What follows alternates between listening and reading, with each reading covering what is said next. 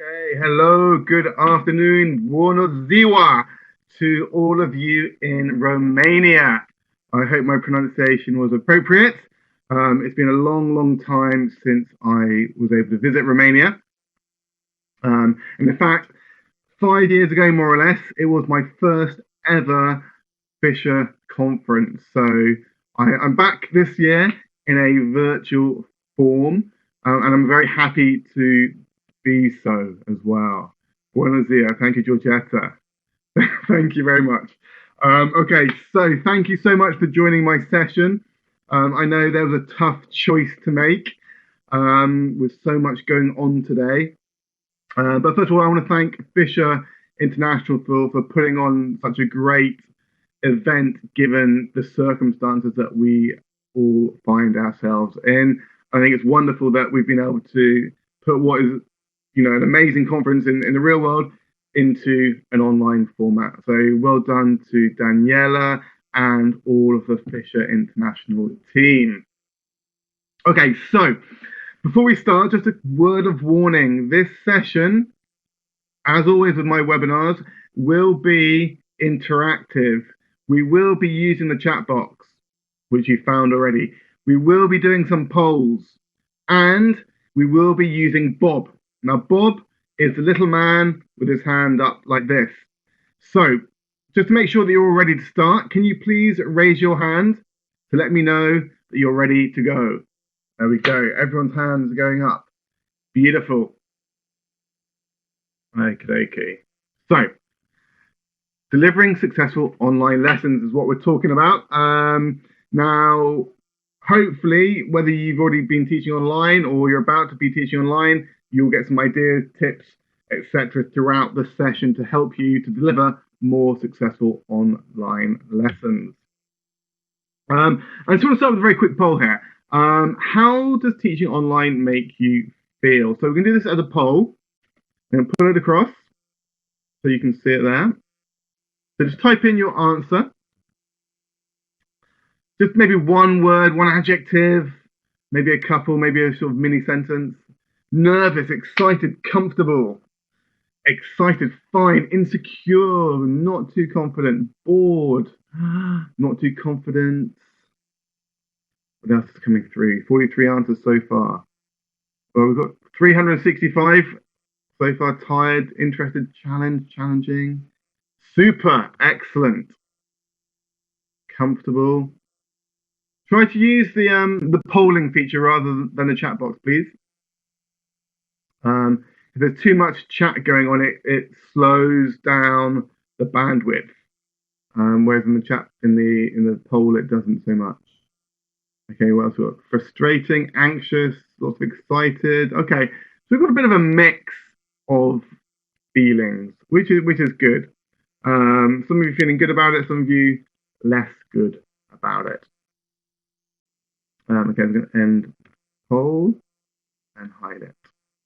Okay, and I've done this kind of question with a few audiences now, and it's a similar kind of pattern. There's always that kind of split between those who are more confident and those who are less confident. Niteshku Raluka, if you can't hear me, I suggest logging out and logging in again. But I think what we have to remember is that teaching online, yes, is different from teaching face-to-face, but a lot of what we already do as teachers can be transferred to the online environment. We're not reinventing the wheel, we're just kind of making it fit a little bit better. And hopefully throughout the session we can give you some ideas on helping you to sort of manage that frustration or that anxiousness a little bit. But kind of the question that I want to kind of follow that up with is this one here. What do you think is the biggest barrier to teaching successfully online? And again, we're going to do this as a poll. So a lot of you got feeling anxious, but why are you feeling anxious, essentially? What are those barriers that are stopping you? So again, just in the polling feature, just click on the one that is most relevant to you in terms of your what makes you feel nervous or what kind of gets you anxious, generally speaking?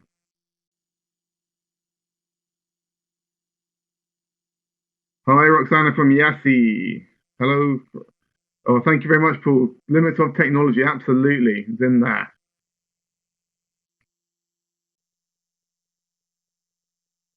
Okay, yeah, of course, Marissa. Some people don't even have electricity, so yeah, absolutely. Within Romania, there is that issue, of course. Keeping students, okay, good. So thank you for typing in the chat box as well. I'm going to broadcast the results on the poll. There are still votes coming in, which is good to see. And we can see there that, you know, overwhelmingly, really, sort of nearly 50%, it is keeping students engaged and interested. It's gone up to 48% now. And in second place, we're looking at, yeah, the accessibility and access for everybody. Okay, let's just going to give you another 10 seconds to vote if you've not voted. I want to see if we can get keeping students engaged and interested up to 50%. There we go. I'm going to end the poll. We are on exactly 50%. Oh, it's gone down again. Okay, but that's good because this is exactly what I anticipated. In fact, I took part in a similar poll about 5 months ago, but with a much larger audience. It's about 5,000 people. And the results were sort of pretty similar. So you can see there straight away that, again, it's that idea of interest engagement, which has come out on top, followed by that accessibility issue. Today's session, we're focusing purely on this idea of engagement, okay, within the classroom and how we can create that engagement. And we're going to split it up into three different areas. So an idea of this willingness to engage, then sort of getting that attention, keeping them engaged, and then keeping them engaged throughout the lesson. So, nice quote here from Sinatra et al. Engagement is the holy grail of learning. This is true whether it's in the online classroom or the real world classroom. It's just heightened, I think. The fact that we are remote when we're teaching online, that kind of issue is heightened.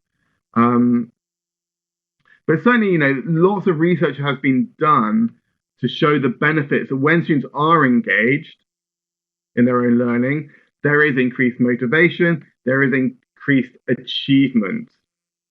And therefore, it's something that actually as teachers, we can impact more on than their motivation, because engagement is a more tangible idea.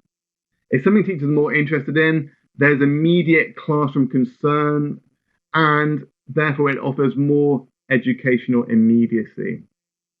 But like I say, the good news is that teachers can have an impact, or at least more of an impact on engagement than motivation. And the two terms are very often confused, let's say. I would not say they're interchangeable because I think they're two very different things, but teachers very often kind of put them in the same bracket, but they are different. And we have more of a control of helping or increasing the engagement of our learners as opposed to their motivation. So, again, just in the chat box here, let's get some ideas just to start us off of what you can do to keep your students engaged online. Try to think what you've been doing already. What's worked for you in the online classroom? What have you been doing that's got them engaged, got them focused? What kind of activities, what kind of structure to your lessons maybe have you been using to keep them engaged? Okay, good, Amelia. Interesting lessons and topics. Interesting content, excellent. Interactivity, interesting examples, motivational, funny dialogues, pair work, group work, thinking. Good, Florina. Michaela says interactive games, of course. Interesting activities, breakout rooms, quizzes, Quizlet, Kahoots. Okay, good. Exactly the kind of responses I was expecting. I'm going to share you a list of things which, there's more than this. It's just an overview at this point. So let's just, we are suffering a little bit with the bandwidth. Okay, so I think it has to be suitably challenging. When they're working together, when they're collaborating, when they're communicating. I think it's important the students understand the purpose of a lesson and the task. They don't know why they're doing something, they're not going to be engaged.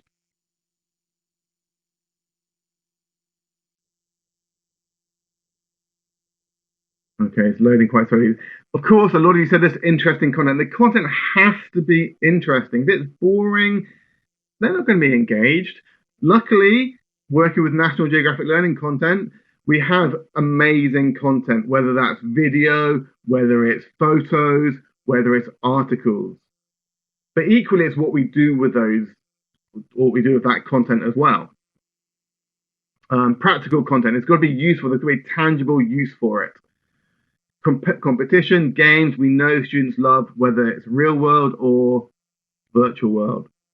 Meaningful, relatable, using digital tools. You know, a lot of you mentioned Kahoot, Quizlet, Socrative, Flipgrid, Padlet, all of these things. I also think the students are more engaged when they can see how they are progressing, that development. If they can't see progress, they're going to kind of switch off, become disengaged, demotivated. But when they can see that progress on a lesson by lesson basis, that keeps the engagement levels higher. And I think the crux of all of this is the idea of keeping them actively involved for as much of the lesson as possible. Camelia said about intellectual and emotional engagement. Absolutely. I mean, there are three types of engagement: intellectual, emotional, and physical engagement. And that is a whole different talk, purely about engagement. Okay, Camelia. But you raise a very good point. Okay. One thing I think we've really kind of mentioned though is this idea of creating an environment that actually facilitates engagement. So we need to kind of take a step backwards. We need to create a supportive, positive, synchronous and asynchronous online community. And this is, like I say, is true of the real world classroom, at least certainly in the synchronous sense, okay? We need to be able to create an environment where they feel safe and they are happy to contribute. They are happy to be focused, involved in the online lesson. And a nice quote here from research by Graham Di Loretto. Building a sense of community is vitally important to having successful online courses, or having a successful online course, rather. And for me, I could not agree more. Like I said, whether it's in an online environment or a face-to-face one as well. It's just heightened within the online environment. But why? Why is it so important to create this sense of community in the online classroom, both synchronously and asynchronously? Just type some ideas in the chat box for me, please.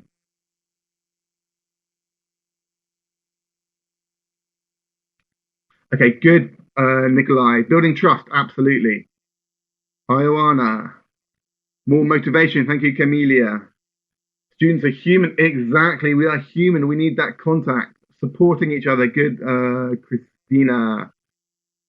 Social beings, good, Amelia. Peer learning, good. Facilitate learning, good, Luminita.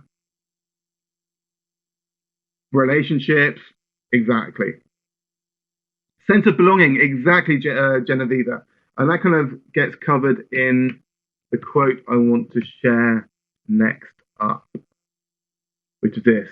When you reflect on your college classes, your school classes, the ones that you remember the most were the ones that involved relationships. They were the ones that made you feel connected in some way to the instructor, and you felt like you were part of a group in the class. That's exactly what is important in an online class. Feeling part of a group, part of something, that you are not alone. Certainly, if we are talking about distance learning, students may never come together. They may not ever meet each other in the physical world. And therefore you feel alone. So we have to address that. So, at the crux of all of this, though, is the idea of rapport. Rapport between the teacher and the students, rapport between students. Because, as Hannah Beach points out, once you've developed a successful rapport with an individual, the mutual respect and trust means that you can work towards a common goal effectively. Quite simply, rapport fuels learning. Put your hand up if you agree with that statement. Use Bob to put your hand up if you agree with that. Good, lots of hands going up. The highlights point out they are longing for human connection, exactly. And, for many of us, that's why we're here today. We want to connect with other teachers. We want to feel part of something bigger. In this case, part of the English language teachers community of Romania. So, how can we develop this rapport that's going to help us to develop engagement in the classroom? Lots of different ways. And I'm not going to spend too long on this because I think it's things that you know already. It's things that you already do in the real world classroom. It's not rocket science. The first point I have. We're struggling a little bit of bandwidth here. Okay, of course, get to know your students as much as possible. One little tip for this is, when you are doing online classes, open up the room 15 minutes before it starts. Be there to have informal chats with them. Ask questions. Find out information about them. Exactly like you would do in a real world classroom. By the same token,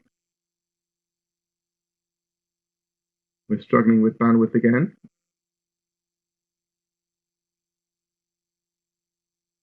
What I might just do for a moment, just to allow things to catch up, is I'm going to remove the chat, I think. Or not.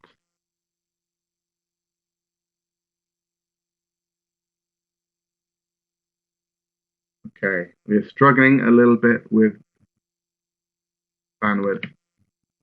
I apologize for that.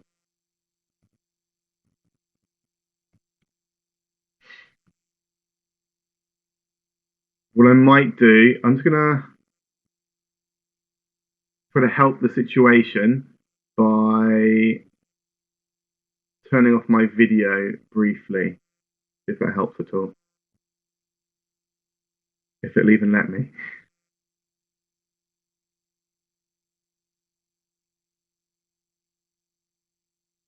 Just bear with us a moment.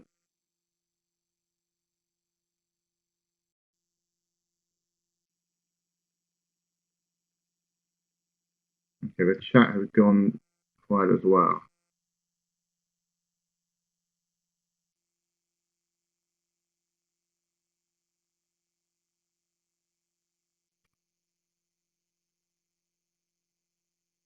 Okay.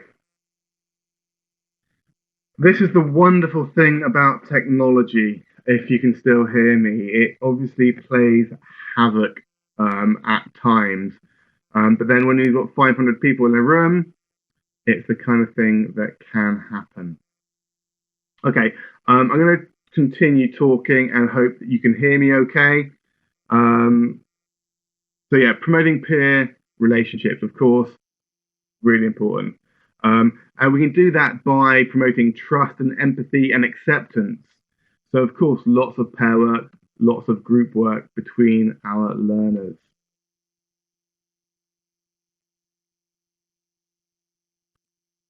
Be human. I think this is so, so important. I was talking to one teacher recently, and they were saying that their teacher said to them, that their students had said to them that they felt like they were working with a robot a lot of the time, because the teacher felt that they couldn't necessarily be themselves in the online classroom because there wasn't time for that kind of thing. So be human, be yourself. It is lagging, Adriana. Bring your personality to the online classroom. If you're a goofy teacher in the outside, in the real world, you can do that in the online world as well. That's absolutely fine. But be human. If things go wrong, it happens. If your dog jumps on your lap, your cat jumps on your lap, if your children knock on the door during your lesson, that's okay. Because it's part of being human. It happens. And a big part of that, I think, is keeping the cameras on. And then I know, as we're experiencing now, that if the cameras aren't on, it can have a big impact on the efficiency, the fluidity of the class.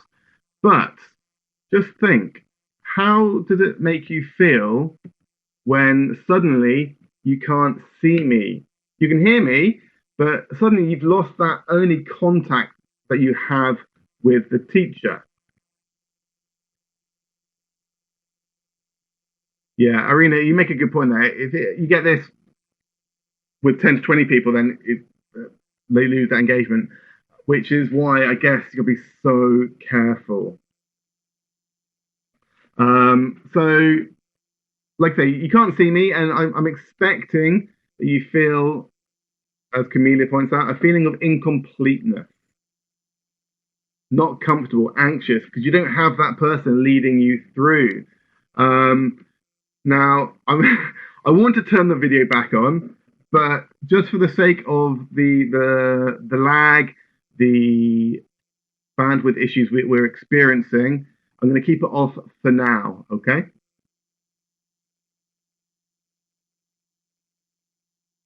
Okay, I'm still here.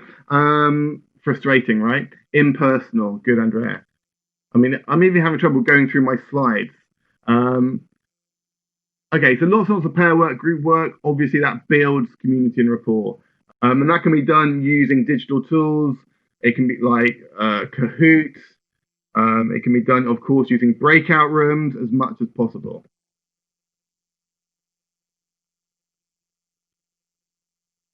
The next one, yeah, you feel alienated, don't you, Michaela? The next one, when it loads up, it's struggling massively. Yeah, it's true, Michaela. It's okay for adults because you can understand, you have that expectation. But children, as soon as it gets difficult like this, they switch off. They're like, I give up. They don't have the what's the word? The kind of the focus to get through the difficult part, right? This idea of shared responsibility, and by this I mean that it's important, I think, for students to create rules for the online classroom rather than the teacher creating the rules. It kind of gives them that responsibility. So, what is the correct etiquette in the online classroom? Should we have cameras on? How should we behave? Interrupting each other, etc., etc. So, coming up with a list of shared responsibilities, I think, is important. And as Adriana points out, without the camera, it is completely disengaging. So I'm going to come back and hope that it doesn't affect it too much. And of course, the final one there is encourage and praise your learners. It makes them feel good. And that's what you want them to feel. You want them to feel good in your classroom. And I'd argue this is more important in the online classroom than the real world classroom in many respects. Because you need to keep them engaged all the time. But also, we can do it in the asynchronous classroom. And I think this kind of adds to the idea of community, right? So something I've been doing and getting people to do is to create some kind of, well, in this case, I've created a Padlet, which is a class Padlet where I get students to introduce themselves to each other, along with a photo if they want, because maybe they've never met them before. So in this case, I've asked, the task is write 3 interesting things about yourself that other people probably don't know and add a photo. Because the more you know about each other, the more comfortable you feel with each other. Absolutely, Victoria, that's a really good point. With parents, you might not want them to do photos. That's fine. It's depending on the age of the learners you are teaching. Now, this is a live Padlet, okay? This is live. You can go and do this. I've done this specifically for the Fisher Conference, okay? So to help you to connect with the teachers all around Romania and to feel part of this Romanian community, you can, I'm just going to copy and paste this into the chat box as well. Do this and introduce yourself to each other. So the QR code is working. I've just put the web address into the chat box. And I'm hoping that that works absolutely fine. Again, just in the name of creating this community. But something I've done it recently with quite a few colleges in the UK, universities in the UK, and they really like the idea of that. Something else we can do outside of the classroom is, of course, have class blogs, which is, you can use a Padlet as a class blog, but if you've got a class blog, you can create somewhere for dialogue, for sharing activities, whether that's teacher-led blog, if it's a class blog as a whole, but it gives them a forum to communicate with each other, which isn't through things like WhatsApp or Facebook. I think it's a far better way of making sure everything is in one place. Because for that very point, there are lots of advantages to class blogs, but really it helps to create a community, your kind of go-to place for information. And almost you want to create such a blog where, maybe something like Edmodo, it might be on a Moodle or Blackboard, whichever system you're using, where you get them checking every morning, every evening for updates, conversation, etc. Okay. This is something I do quite often. I do, with one class, I do my favorite XYZ. So in this case, it was my favorite TV show. So every week we do a Padlet about my favorite. And again, just builds that sense of community, knowing more about each other. And the last thing for the kind of this asynchronous community idea is the idea of discussion boards. And there's lots of research. This one's from the Oregon Teaching Effect, University of Oregon. Tells us that discussion boards successfully estimate that their interaction with students can be as much as 3 times the interaction with face-to-face students, and that peer-to-peer interaction is even many times more than that. And discussion boards can be done on a Moodle, Blackboard, Teams, Google Classrooms, most platforms it can be done with. And what it does, it allows all students to participate because they're democratic. One student isn't dominating. The shy students can make comments. They have time to think about their grammar, their vocabulary. It gives them time to reflect on their thoughts before contributing. Therefore, it is completely inclusive of everybody. And again, they foster that sense of community. Okay, let's move on because we're struggling with time a little bit because of the impact of the bandwidth issues. So, first point then, really, create that sense of engagement by getting a willingness to engage, making them comfortable with each other in as many ways as possible. Okay, second point really is, for delivering successful online classes, you need to make sure that you are planning your lessons appropriately, knowing what is possible, what is not possible in your online classes. Now, there are lots of things that could be included in this, and I know that Paul talked a little bit about this morning. But I want to focus really on 3 areas briefly. Delivery, content and goals, and use of digital tools. So, delivery. We need to think, what is the most effective way of delivering our content to our learners? And for me, I would always say, where possible, screen sharing, a classroom presentation tool, or an ebook is the best way to deliver content. But why? What are the advantages, do you think, of teaching online with an ebook or a classroom presentation tool? Just type your answers in the chat box.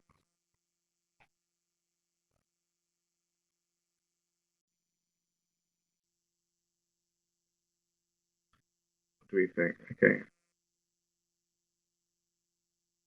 What I might do as well, actually, is I'm gonna something that might help. Okay, good, Georgiana. The materials are more handy. Page, audio, video. Yeah, everything's in one place. You don't have to worry about having lots of different files, lots of different windows open in your computer, right? Which takes a lot of pressure off the teacher. Resources can be recycled, of course. It's more engaging, it's more organized. Good, Marius. You have all the material in one place. Good, Catalina.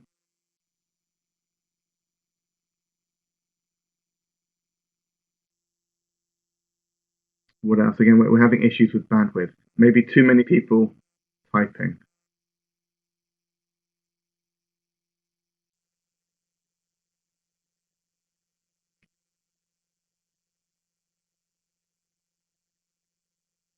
Okay, it slowed right down again. I'm so sorry for this. Unfortunately, it happens from time to time.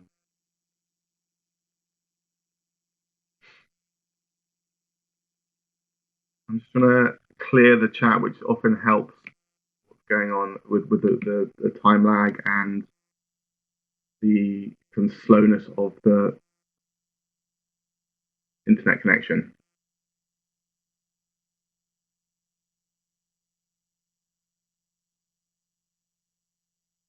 Okay, let's just wait a moment. Wait if it's going to calm down, get back to normal. It seems that I cannot even do things at the moment either. But I will try. So, of course, there are lots of advantages of using classroom presentation tools, including the list is going to sort of appear slowly here.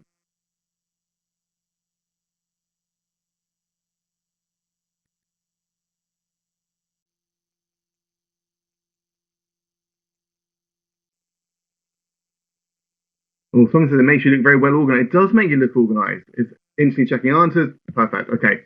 Okay. Yes to all of those things. It also provides a familiar structure for students and teachers. Just because you're not in the real world classroom where they're used to using a book doesn't mean you can't replicate that in the online classroom. And certainly at the beginning of the kind of pandemic that we're experiencing, a lot of teachers were worried about that. How am I going to teach my book online? Am I going to have to make lots of PowerPoints, handouts, etc.? And the answer is no, because we can use classroom presentation tools, ebooks to help to present that information. So it's in some ways it helps to make the real world the online classroom more akin to the real world classroom. Okay, let's see what else we have in the list.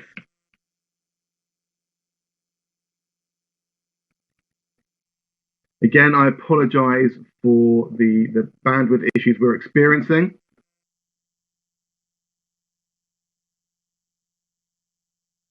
Okay, it ensures the syllabus, the curriculum is covered, and that you don't have to worry about making sure everything in, because in most cases, the course book is the syllabus. So it allows you, the teacher, to stay on track, stay focused with what you want to achieve. Number 3, when it comes up.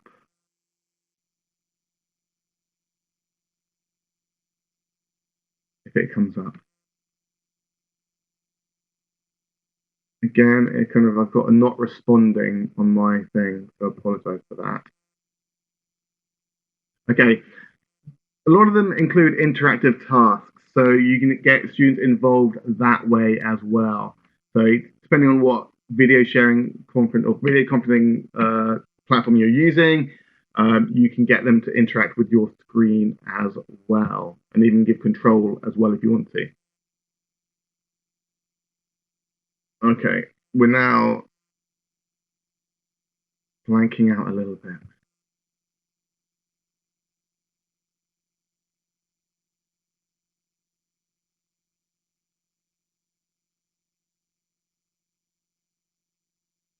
Yeah, this is becoming a little bit frustrating, so I apologize.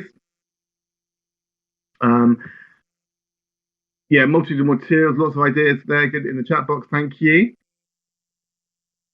Classroom management, good. Nicole, resources, conflicts, times, good. All of that stuff is fine. Okay, Kathleen says the sound is okay, which means you can hear me, but everything else is a little bit slow. Like I said, all the content's there, all the audio, all the video is embedded. You don't have to stress about uploading, finding it from elsewhere. What else?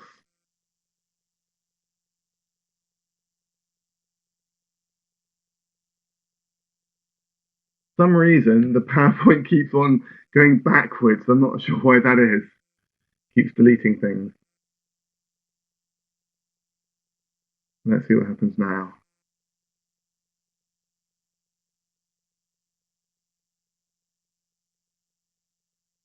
Again, my apologies for the issues here. There are different tools available. A lot of them also have access to the workbook, so you're not restricted just to the student's book. Certainly with a lot of the National Geographic Learning classroom presentation tools, you can flip between the workbook and the student book really easily, which means you've got additional content should you need it. If you want to do some kind of control practice in the class, you can do.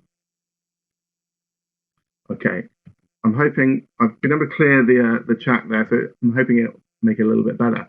Okay, so look, we're teaching through the content through a classroom presentation tool, but we still have decisions that we have to make. We have to decide whether we're going to flip some of our instruction or not flip some of the instruction. And this is, the idea of flipping the classroom. In fact, I spoke about flipping the classroom 5 years ago at the Fisher Conference.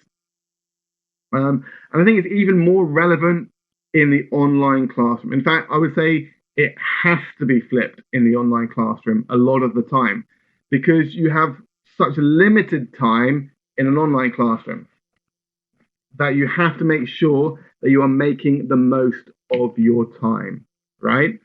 You don't want to spend it doing long readings or doing long listenings or doing controlled practice, gap fills, etc.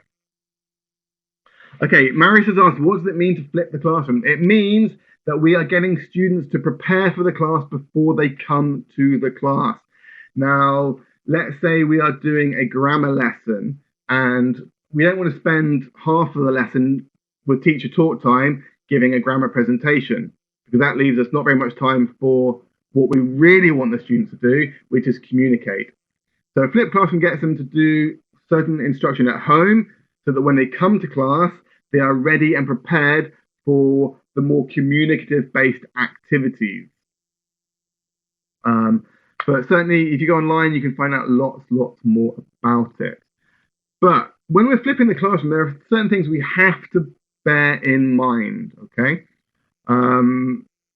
Now, Adriana says she does this with the TED Talk, exactly. You can't spend the whole lesson watching a TED Talk because it might be 10, 15 minutes and you've got all the pre-work, which means you don't have time for the follow-up activities.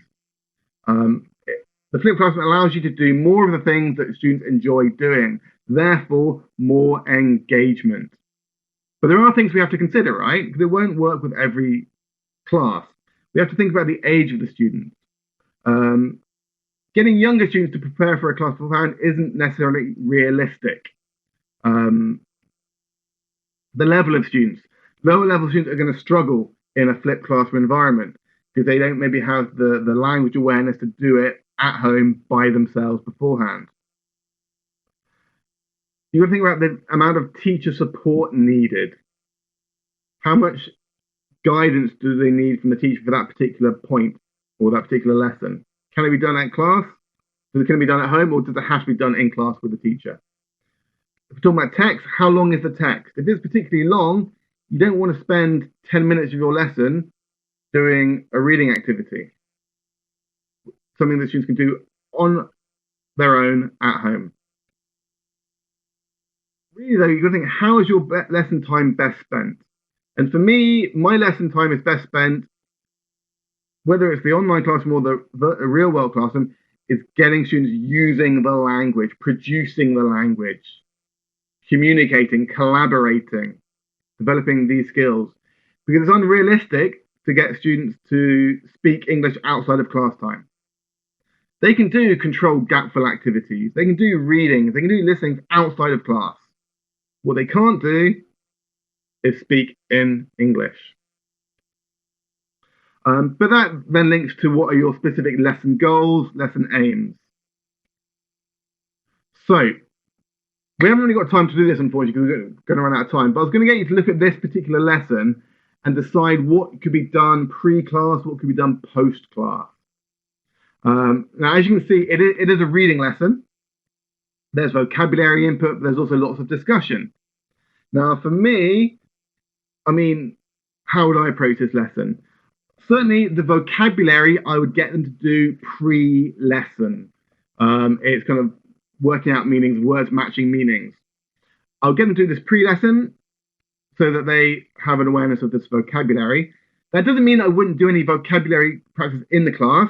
I would probably use something like Quizlet or Kahoot to review that vocabulary. So yeah, 1 and 2 pre-lesson, you can see this. Thank you, Christina. 3 and 4, the actual reading tasks I would do pre-lesson, because it's just basic comprehension. It's not necessarily developing any specific reading skill. So these ones I would do at home for sure. They don't necessarily need teacher input. All of the other activities, so the discussion activities, the critical thinking activities, these are collaborative, communicative. They can get done in class.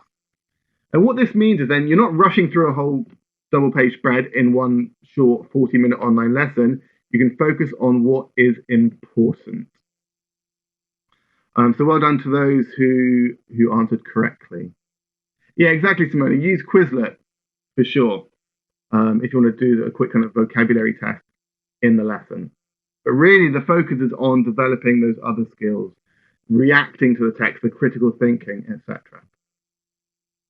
So you've got your content, so you've got to think carefully about how you're going to, or which parts of that lesson you're going to do in class, which parts you're going to set pre-class, i.e. the flipped classroom, and which parts you're going to set as post-class, i.e. is there more controlled practice that you're going to do after class. So you're kind of looking at your lessons as 3 stages: pre-class, in-class, post-class. And essentially that is what the flipped classroom facilitates, more communication in class.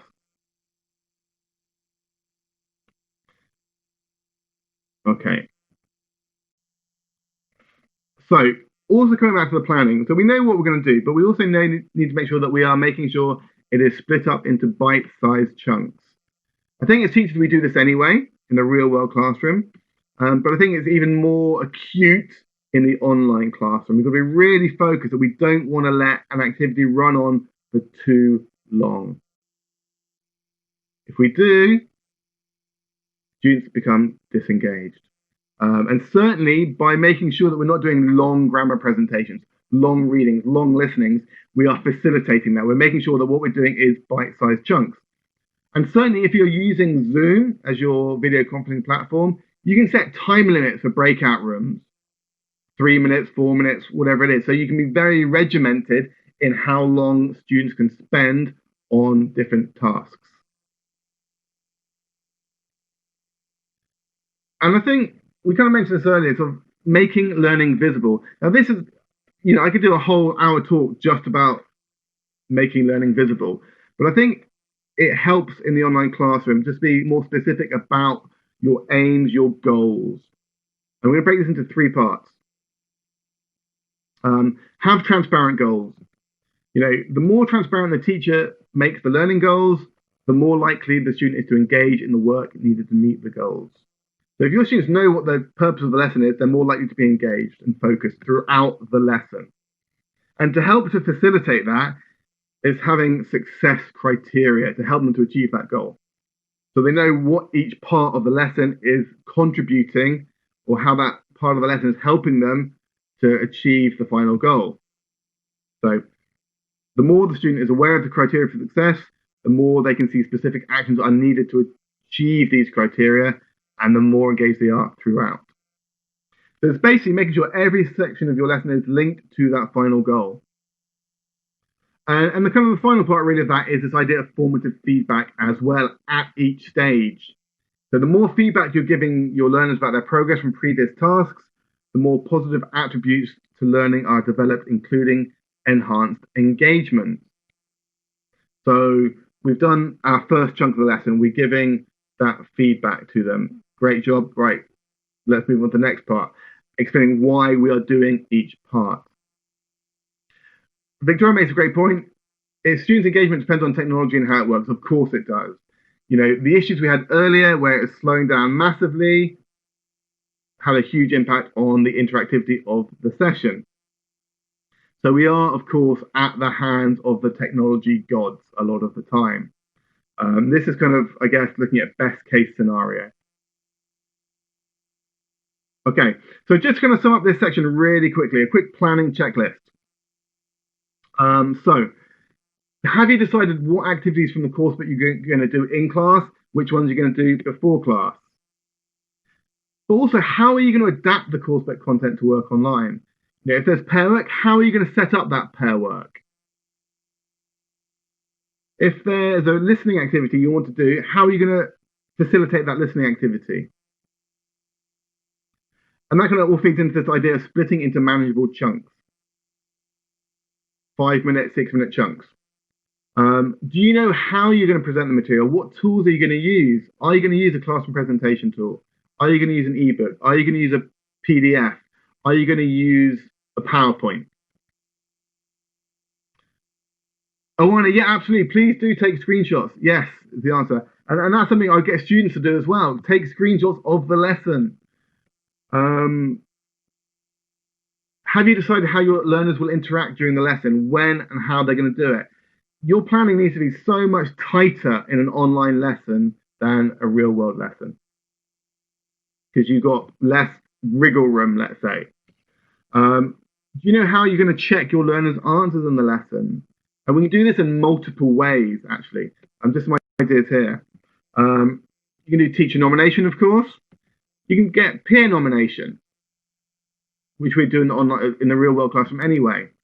You can get them to answer their questions in the chat box. You can do polls, quizzes. You can use the annotation tools. If you're using Zoom, you can use annotation tools to get them to tick and cross answers. You can get one really nice thing to get them interactive is to get them to hold up the answers to the camera. Get them to turn the cameras on, hold up their answers to the camera so everybody can see. You can get them to be the teacher. And by this, very simply, you would, as the teacher, you would message one of your students with all of the answers in a private message in the chat box. They then have that role of the teacher and sharing the answers. And it's a great way of involving some of the weaker, less confident students. Or very simple gestures. Is it right? Is it wrong? But it's making use of the camera. It's making sure that we can see each other. We are interacting all the time. I think, you know, the problem is when we have peer nomination, teacher nomination, it involves just one student. Gestures, stamps, holding up the camera involves all students when they're doing it through, okay? Yeah, it might be more time consuming, but it's involving everybody within it, Liliana. Okay, and of course, if you're using a classroom presentation tool, through the classroom presentation tool. Okay, just a few other things on the planning checklist. Do you know what resources you'll use? Have you got them ready to share? So if you're using Zoom, you can have a little folder where everything is ready to upload into the chat box to share with your learners. Do you have a plan B in case technology fails? How are you going to get them to do the lesson? That's kind of the key thing, making sure they have access to the content and material. So if there is an issue, they can continue at least studying in their course book. And then kind of post-lesson, how are you going to support them? What platform will you use? Are you going to get them to do a little Padlet activity, a Flipgrid activity? Are you going to be using a discussion board? How are you going to follow up that lesson to keep the engagement going all the way through? Okay, Alina, what can we do with students who don't want to be seen on the camera? Of course, we can't force them to do it, but it comes back to what we're saying about classroom rules. we need to encourage as much as possible. You know, what are they worried about having the camera on screen for? Probably because they're doing other stuff, right? If you've got a plain background, there should be no issues, right? But of course, it's teenage learners, young learners, they have an issue sometimes. But it's a case of getting that buy-in in the first instance. Okay, I've kind of run out of time because of the issues that we've had, but I'm going to just really quickly go through the final section, and I apologize for doing this quickly. Engage students in multiple ways. Don't just get them using the chat box. Okay, we are kind of limited here because that's all we have, but we also have Bob and we have polls, which I've tried to use throughout the session to keep you engaged, to keep you involved. But other platforms have other options as well. You know, first thing of all, you know, keep engaged, surprise them, give them content that's going to interest them, that's different, some kind of wow factor. Especially right at the start of the lesson, it might be some facts, it might be a riddle, it might be a really interesting photograph. But you got to catch that attention, that engagement right from the very beginning. You know, this is a great photo, surprise them. You know, you might say to them, okay, what's he thinking? What's going through his mind? And you might get them to do a little in the chat box, a kind of a speech bubble type activity. You know, interesting photos. Get them to think critically about them. Very simple. Who, where, what, why, how. And this kind of leads on to one of my favorite activities, which is called interview the picture. What questions would you like to ask him? Straight away, it's getting students involved in the lesson. And also, there's no kind of right answer. There's no wrong answer with this. It's just students using their creativity.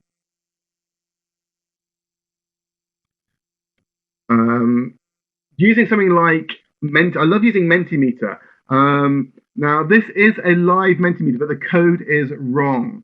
So I was going to share this very, very quickly with you on a different screen. So just bear with me. I'm hoping that was my cheating there. So if you go to menti.com and use that code, hopefully you can see that. Not that one. That one. I'm going to copy it in the chat box for you.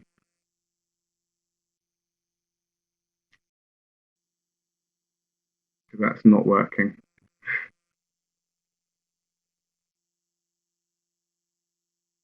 Okay, so yeah, if you go to that, menti.com and put that code in, how does this photo make you feel?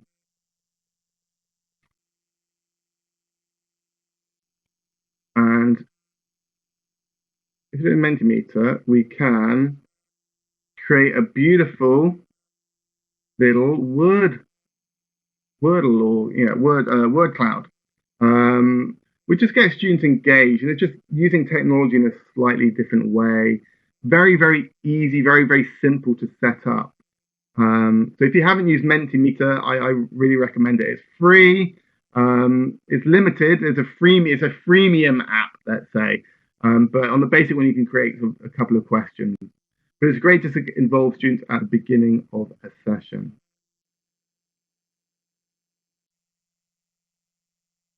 Okay, I'm going to stop sharing. I'm hoping it all comes back to normal. Hide that one. Okay. Perfect. I've been given the 3-minute time limit. So yeah, maybe your answer is something like this. This is one that I thought did earlier as well. Quizzes are great. Start a lesson off with a quiz. Now, you can have a quiz in multiple different formats. So here's a lesson all about music. You might want to send them off on an internet search where they have to go and find the answers online. And they come back, they write the answers in the chat box. Maybe you want to give them the answers and they have to sort of tick or cross which one they think is correct.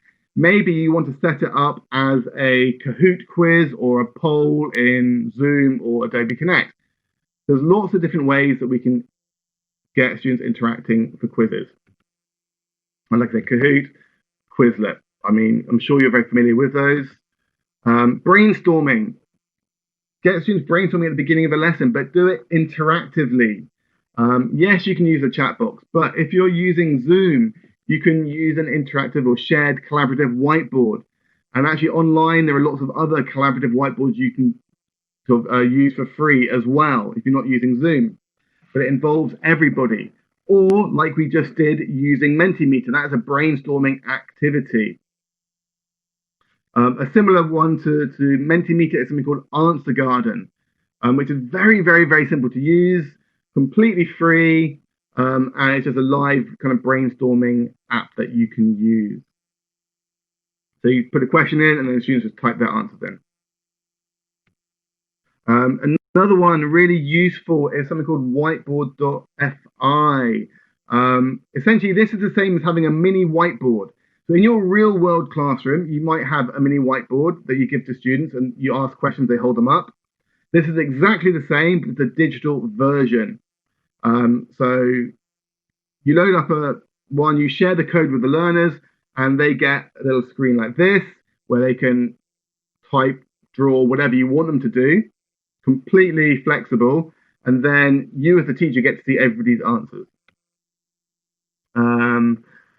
So there's kind of some external tools, but also use the tools available within your video sharing tool. So for me, I use Zoom more often than not.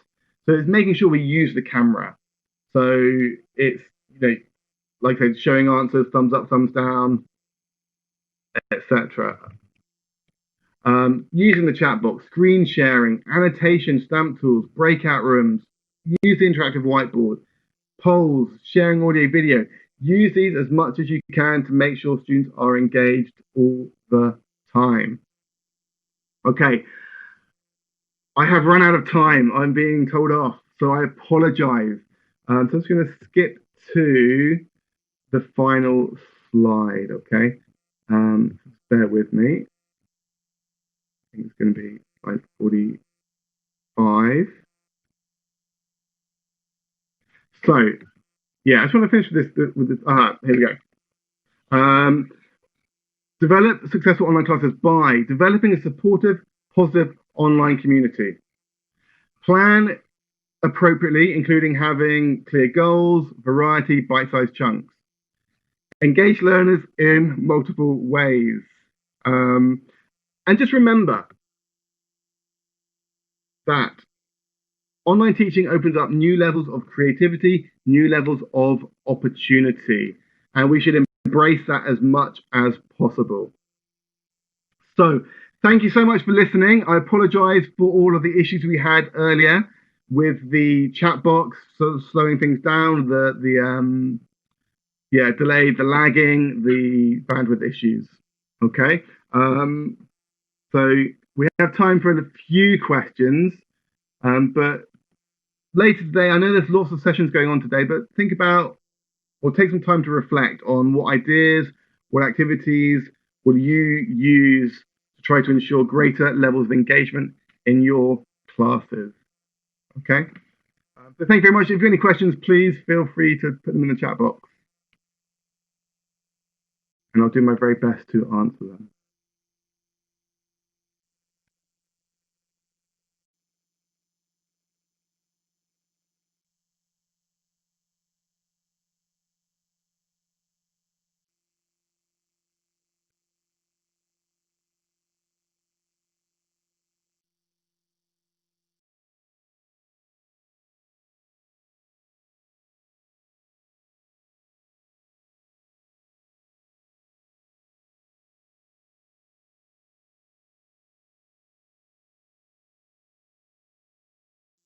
Hang on.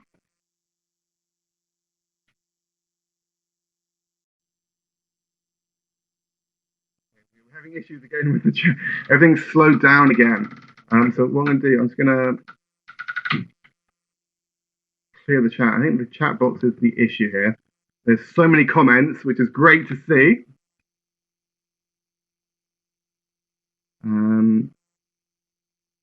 It should help make things go a bit easier. There we go. You clear the chat, things become a little bit faster, a little bit clearer. Okay. Yeah, great. Liliana saying about answer gardening, great for speaking activities, storytelling using the Who work. Absolutely. Yeah, absolutely, Camila. If you feel confident in getting students into groups and getting them to be the teacher, absolutely. I mean, it's just kind of trial and error a lot of the time, right? It's new for you, it's new for the students.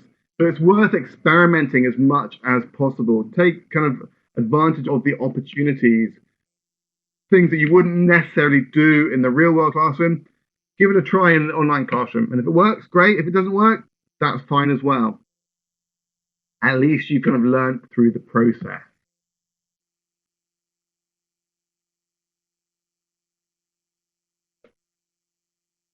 Okay, yes, Georgiana. So let me share some with you here. So we've got flipgrid.com, padlet.com, answer garden. One I didn't use is one called Socrative, which is really nice. What else did I talk about? We spoke about Kahoots. We talked about Mentimeter. We talked about whiteboard.i. What else? I can't remember. There's so many. But what I would say, and I think it's something Paul mentioned earlier, is don't try to do all of these things in one lesson because it's not going to work. Don't overcomplicate things. Maybe just use one of your one tool in each lesson. Get students comfortable with it. Use Mentimeter so students are happy. Then introduce something else as well. So yeah, don't kind of over egg it too much. There are lots of tools out there. It's just using them wisely to enhance, to facilitate your lessons and the amount of engagement within those lessons.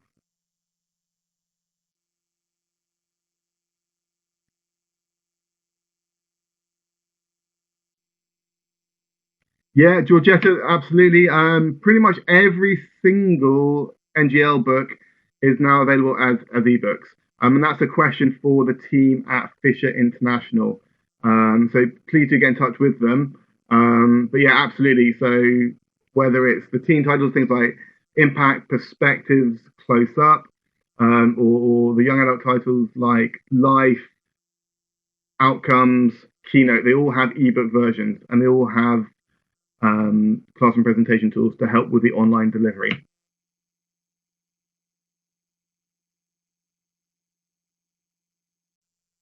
Look, I apologize again for the issues we had.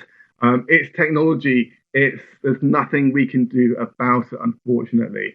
But hopefully you sort of picked up some ideas which you can use going forward. So thank you so much once again. And I truly hope that next year I get to come back to Romania for the Fisher Conference or even a little tour around Romania. So thank you very much and enjoy the next session.